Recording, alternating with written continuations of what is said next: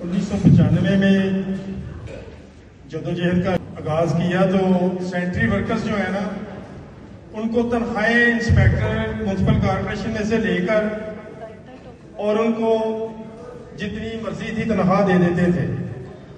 तो हमने in workers के लिए मुतालबा किया कि इनको बैंक के जरिए तनख्वाह दी जाए।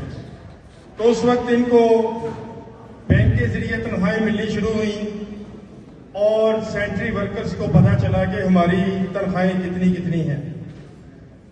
इनको तनख्वाहें मिली, मुझे उस वक्त की जो माफिया था उसने डिसमिस फ्रॉम सर्विस करवा दिया।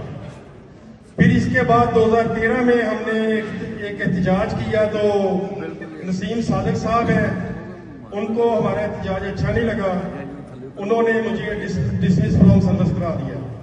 तो अदालतों का शुक्रगुजार हूं कि उन्होंने